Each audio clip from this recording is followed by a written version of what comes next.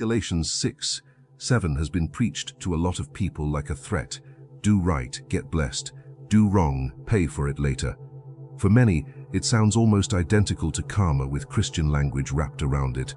But that reading is far too shallow. Paul is not giving you a slogan about morality. He is revealing a seed formula. And if you don't understand that, you will keep reacting to your financial life like it's random, unpredictable, and outside your control, instead of recognizing it as a harvest tied to what you've been sowing day after day. Hidden inside the words, whatever a man sows, is a whole system. It is not just religion. It is sequence. It is structure. It is law. And when you finally understand that, your life starts making sense in a very different way. The uncomfortable truth is this: your money is not only responding to the economy, it is responding to your sowing. Not just the money you give, but the thoughts you repeat, the words you speak, the risks you avoid, the skills you refuse to build, the opportunities you delay, the generosity you choke, the fear you rehearse, and the value you either create or keep postponing. That is why two people can hear the same sermon, read the same Bible, live in the same city, and still get completely different financial outcomes. They are standing in different fields because they have been planting different seeds. And this is where I want to challenge something that has become popular online. People say, it's just karma. No, karma says the universe balances your moral energy in a vague and impersonal way. Galatians says something much more precise. Seed determines harvest, type determines outcome, timing matters, multiplication happens, and the harvest is not always immediate, but it is always connected. That is why this verse is dangerous in the best possible way. It means your future is not floating, it is forming. Think about a farmer. If he spends 6 months planting corn, watering corn, studying corn, protecting corn, and then stands in the field asking God for strawberries, we would call that confusion. Yet people do this with money all the time. They sow distraction and pray for abundance. They sow fear and ask for confidence. They sow delay and ask for acceleration. They sow cheapness and ask for increase. They sow silence and ask why no one buys from them. They sow zero value into the marketplace and then feel betrayed when their income stays flat. Paul's language is agricultural, but the principle is mathematical. Input has consequence. Repetition has consequence. Identity has consequence. Direction has consequence. Sowing is not a single emotional moment. Sowing is your pattern. And this is where the quantum idea becomes useful, not as fantasy, but as a lens. In the quantum world, possibility exists before form stabilizes. Outcomes are not always fixed in the way our senses assume. Attention matters, measurement matters, relationship matters. At the human level, your life works the same way, not because a Bible verse is secretly a physics textbook, but because both scripture and reality seem to agree on one thing. The unseen shapes the seen long before the seen becomes obvious. So when the Bible talks about seed, don't reduce it to cash in an offering bucket. Seed is anything with future in it. A thought can be seed, a decision can be seed, a discipline can be seed, a conversation can be seed, a habit can be seed, a business idea can be seed, learning a new skill can be seed, showing up consistently when no one is clapping can be seed. And if seed carries future, then your bank account is not just a number. It is a report card of past planting. I know that can sound harsh, especially if you've been hit with real hardship, unstable jobs, family pressure, debt, immigration stress, health costs, or a season where things fell apart even though you were trying. This is not about blaming people for every struggle. Life is complex. Systems matter. Injustice is real. But even inside complexity, the law still stands. What you consistently plant still shapes what can eventually grow. And that should not crush you. It should free you. Because if your present harvest came from seed, your next harvest can too.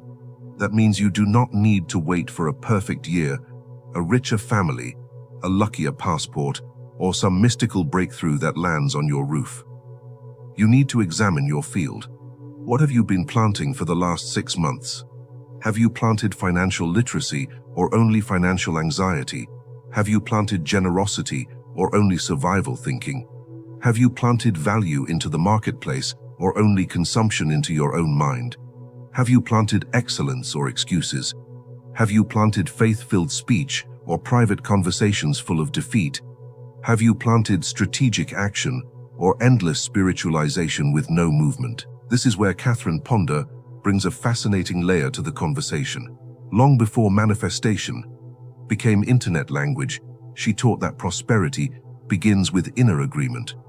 Not wishful thinking, but mental and verbal alignment with supply. She noticed that many people prayed for increase while inwardly expecting lack. They asked for open doors while speaking as if nothing good could happen to them. They wanted overflow while emotionally identifying as someone life had forgotten. Agree with her or not on every point, she saw something many believers still miss. Your words are not decoration, they are direction. Your inner climate affects what you can receive, sustain, and even recognize. That lines up perfectly with the seed law, because words are seeds with sound around them. You do not speak in a vacuum. You plant through language. Every time you say, "Nothing ever works for me," you are not just describing a mood. You are sowing expectation. Every time you say, "I'll never get ahead," you are rehearsing a harvest you claim to hate. Every time you dismiss your own value, underprice your work, hide your gifts, or shrink back from visibility, you are putting scarcity into the soil and wondering why confidence does not bloom. The spiritual layer makes it even deeper. Scripture keeps showing us that what is invisible first eventually becomes visible later. Faith is the substance of things hoped for. First the blade, then the ear, then the full grain in the ear. Call those things which be not as though they were. These are not random poetic lines. They describe a universe in which form follows source and harvest follows planting. So let's make this intensely practical. If your last 6 months were full of distraction, impulsive spending, negative self-talk, zero skill development, no strategic relationships, resentment toward people who are ahead of you, and inconsistent effort, then your field is telling the truth, even if your prayers are loud.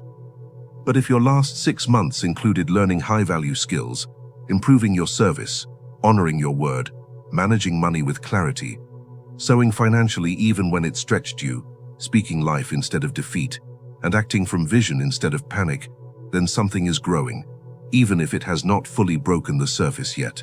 This is why so many people quit too early. They confuse invisible with absent. A farmer does not dig up the seed every 3 days to check if it is working, but many people do exactly that with purpose, money, and faith. They invest for a week, then doubt. They study for 10 days, then stop. They launch one offer, get nervous, and disappear. They give once and expect instant multiplication. They pray once and assume silence means failure. No. Seed works by continuity. And the law of sowing and reaping includes a painful but hopeful detail. There is always a lag between planting and manifestation. That lag is where identity is tested. Anybody can act inspired for 3 days. The real question is who you become in the unseen stage.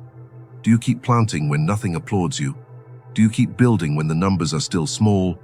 Do you keep giving when fear says hold tighter? Do you keep speaking life when your current reality tempts you to narrate only lack? Because this is what mature faith looks like. Not denial, not hype, alignment.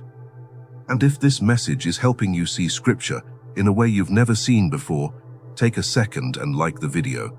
And while you're here, subscribe if you want more content that bridges Scripture, wealth, faith, and the unseen laws shaping real life.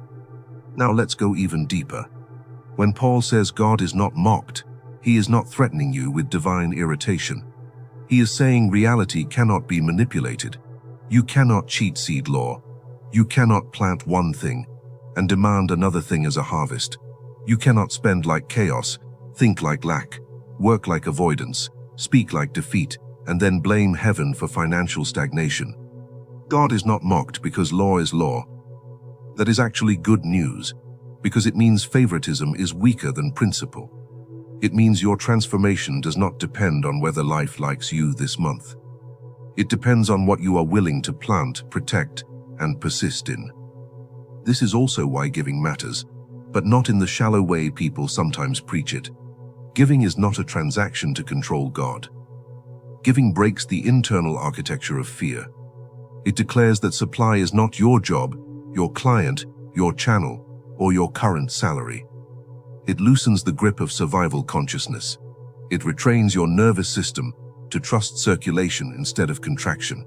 It tells your spirit, I am not trapped in a closed system. Catherine Ponder often emphasized that prosperity flows where there is blessing, expectancy, and release. Again, not as a slot machine formula, but as a posture. Closed hands create closed emotional worlds. Open hands create movement. And movement is the environment where increase can travel. But let me balance this clearly. Sowing is not only giving money away. Sometimes the seed you need most is honesty. Sometimes it is a budget. Sometimes it is a difficult conversation. Sometimes it is ending a habit that leaks your strength. Sometimes it is finally charging properly for the value you bring. Sometimes it is learning sales. Sometimes it is healing the guilt that makes you sabotage growth because you were taught poverty equals purity. For some people, the breakthrough is not give more. It is become more responsible with what already enters your hand. That matters because many believers want miracle money while ignoring money stewardship. But money has memory. It reveals patterns. If $10 in your hand becomes confusion, $1,000 will become amplified confusion. Increase does not heal disorder, it magnifies it. So part of seed law is planting order. Order in your finances. Order in your words. Order in your decisions. Order in your environment. Order in your priorities. When order enters, waste gets exposed. And when waste gets exposed, harvest has room to grow. If this channel has been feeding your spirit, sharpening your thinking, and you want a practical way to apply this message beyond inspiration, I put together the Quantum Wealth Scripture Journal, a 30-day journey of Bible-based wealth activations, reflection, and practical money moves in one place. It is designed for people who do not just want to feel stirred for one night, but want to retrain how they think, speak, and move financially. If you've been wanting structure, it's in the description and first comment. Now let's return to the phrase that changes everything. Whatever a man sows. Notice it does not say whatever a man wishes. Not whatever a man posts. Not whatever a man envies. Not whatever a man intends someday. Sows. That means embodiment. That means participation. That means repeated release into the future. And the reason I call this a quantum return on seed law is because your life is constantly translating invisible inputs into visible outputs. The field does not only answer matter, it answers pattern. Your relationships answer pattern. Your business answers pattern. Your confidence answers pattern. Your income answers pattern. If you want to know what is coming, study what has been planted. If you want to change what is coming, change what is being planted now. This is where many financial turnarounds begin. Not with a lottery-sized miracle, but with a decision so small it almost looks irrelevant. A person starts reading for 20 minutes a day instead of scrolling for 2 hours. A person tracks every expense instead of avoiding the app. A creator posts consistently instead of waiting to feel perfect. A business owner raises standards instead of only praying for sales. A believer blesses money instead of resenting people who have it. A family chooses peace in the home instead of constant panic around bills. A person gives strategically, learns diligently, saves intentionally, and speaks differently. Tiny seed, future harvest. And here is the part most people miss. The first harvest of a new seed is often invisible. The first thing to change is not your wallet, it is you.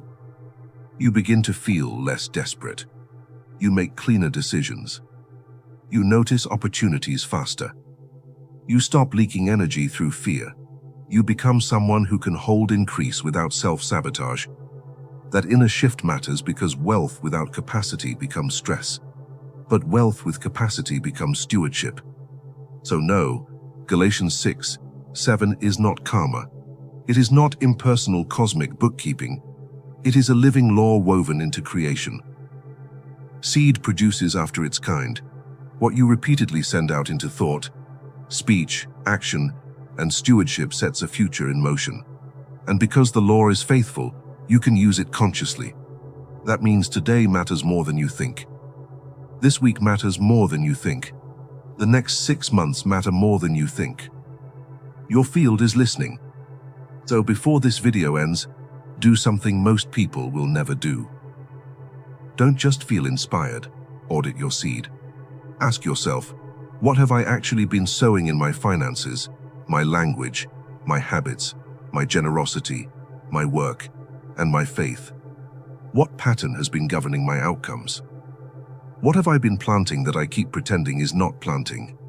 Then choose one new seed today, not 10. 1. One financial habit. One wealth scripture you will speak daily. One skill you will build.